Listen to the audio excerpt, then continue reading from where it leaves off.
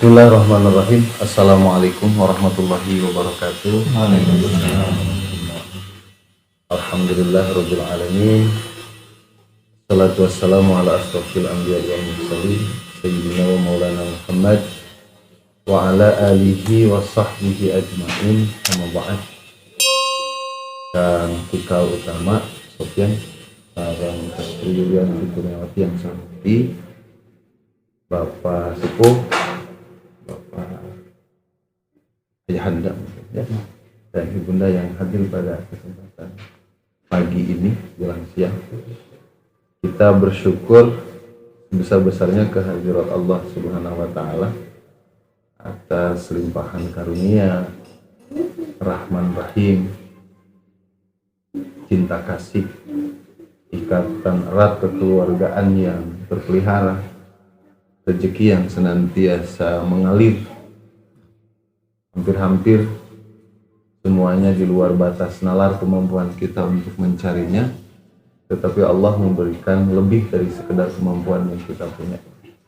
Maka layak segala sesuatu yang kita miliki hari ini untuk disyukuri sebesar-besarnya kehadirat Allah. Anak-anak yang tumbuh berkembang, lahir sehat begitu ya, itu karunia yang tidak bisa diuangkan. Andai saja kita harus beli, Masya Allah kayaknya uang kita nggak akan pernah cukup. Kalau kita harus menebusnya dengan materi yang sama, rasa-rasanya kita tidak akan pernah bisa hidup semudah hari ini.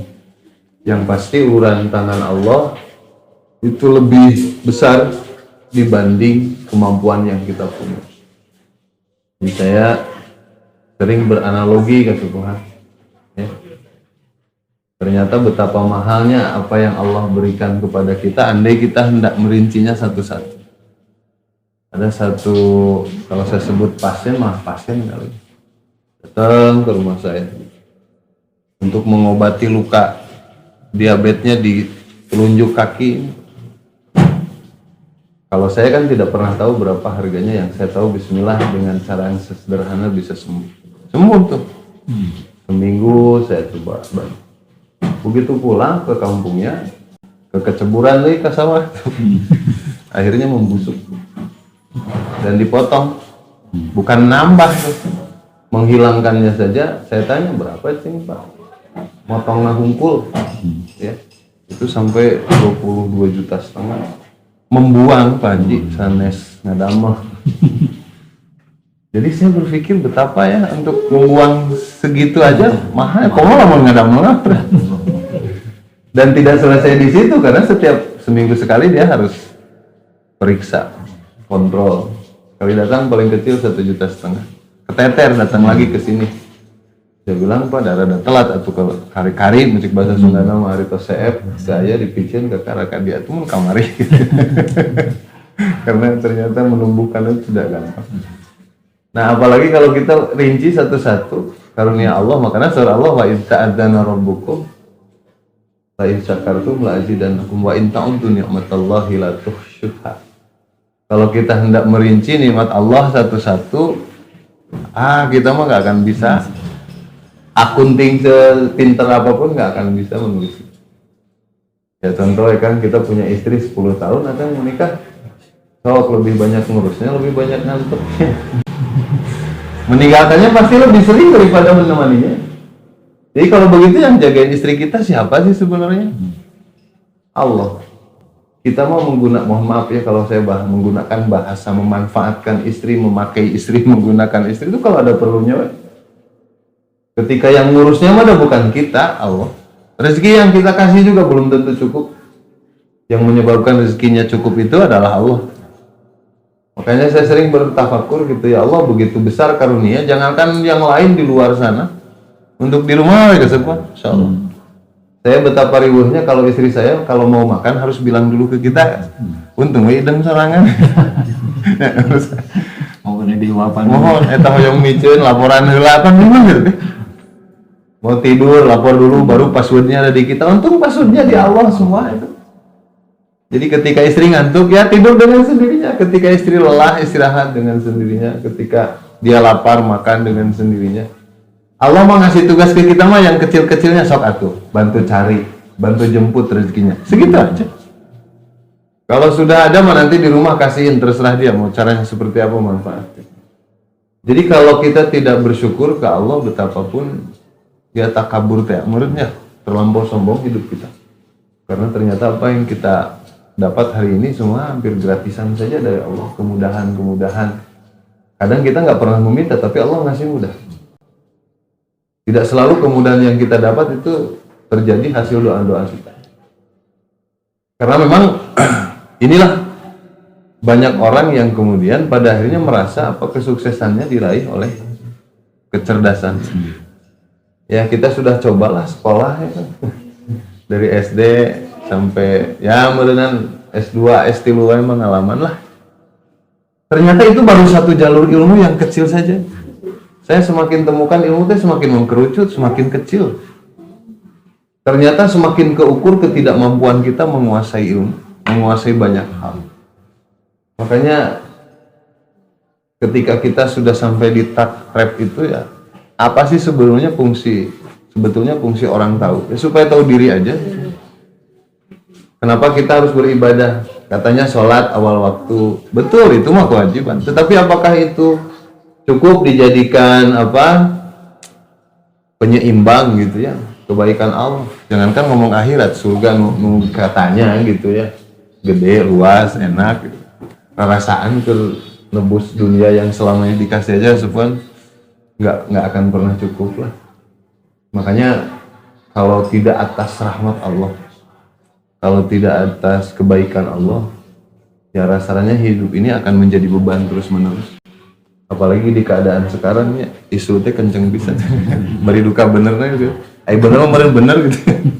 Kan nggak usah lah kita untuk tahu benarnya, kita dulu yang mengalami cukup saja dari apa yang dialami orang dan kita ikut bersedih berduka menurutnya. Mudah-mudahan ujian ini cepat berlalu. Amin. Nah cuma barangkali yang perlu kita sadari, kehati-hatian itu jangan menghilangkan akal sehat. Ya, kita ini kan belakangan hari banyak sekali aturan yang dipandang gitu. Sigana pitepatin padahal anger. Kita sudah melakukan berbagai tahapan sampai di yang paling ekstrim kemarin itu PSBB. Ekstrim banget itu. Luar biasa. Tapi hebat setelah itu pandemi kita makin gede. Ternyata upaya manusia mah tidak punya hasil apa-apa. Dan kita nggak bisa juga terlalu meyakini bahwa upaya adalah segalanya. Upaya mah hanya ibadah, proses syariat kecil. Mudah-mudahan suatu saat itu menjadi amal kalau tidak menjadi kebaikan hari ini kan itu. Jadi upaya kita jaga jarak, bersih-bersih, yang saya bayangkan mah satu, amal lah itu aja. Dan buktinya efektivitas menghindari penyakit mah kadang-kadang itu pentingnya gitu. Anger ya gitu. Lamun cek logika mah di kemarin yang katanya duka bener duka ini kan masih dalam tahap mencari kebenaran ya. Dia secapa ya. Katanya 1.200 pemberitaan ini. Cek logika mah asal tuh masuk akal kan. Mereka tentara, makannya dijamin, sehat, tukang lompatannya paling tidak fisiknya terus. Kalau itu benar gitu ya. Kalau saya sih belum meyakini benar. Karena masih perlu diuji untuk benar. Kalau obatnya saja harus diuji butuh waktu 1,5 tahun, kenapa penyakitnya sedemikian cepat gitu. Jadi banyak sekali hal-hal yang timbang gitu ya di fakta sosial hari ini yang membutuhkan kecerdasan, keimanan, ketakwaan, ketawakalan. Karena kalau kita mengikuti teori-teori manusia yang dibuat hari ini, jadi nggak menyebabkan yang bodoh makin liur gitu ya, yang pintar tertipu. Sistematika berpikir itu udah nggak jalan gitu. Kesehatan sosial juga terganggu. Nah ini kenapa kita harus selalu ngumpul bersyukur menggali kehebatan Allah itu di situ. Karena bagi Allah ada menciptakan sesuatu dan menghilangkannya sama mudah buat kita. Jadi lamun kamari orang tak apa gejala ini akan muncul tiba-tiba kun fayakunnya gitu ya. Nanti juga menghilangkannya bisa seperti itu. Nah oleh karena ini barangkali di kesempatan siang ini memanfaatkan ruang bersyukur kepada kita banyak hal yang belakangan hari menyebabkan ketenangan hati terganggu. Zikir menjadi rada-rada lemes gitu. Ibadah menjadi rada-rada yakin gitu. Iya, karena seolah-olah zikir kita kemarin itu terpatahkan semua. Karena kita mau ngeluh ke siapa? Kebiasaan yang sudah ada dipertahankan. Nah, cara-cara seperti itu adalah cara-cara syukur.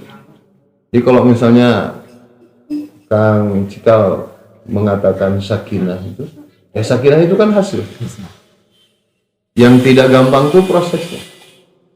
Sakinah itu kan ketenangan. Kenapa ketenangan? Karena ada kepercayaan.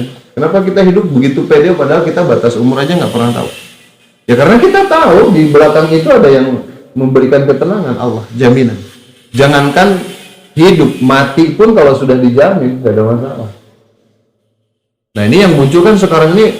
Dulu saya sering ustadz menerangkan ke Subhan bahwa di akhir zaman itu akan terjadi dua kelompok manusia, hubud dunya wa karahiyatul maut. Orang yang terlampau mencintai dunia dan takut akan mati. Nah ini kelihatan kan. Orang sieun pisan tak rek mati.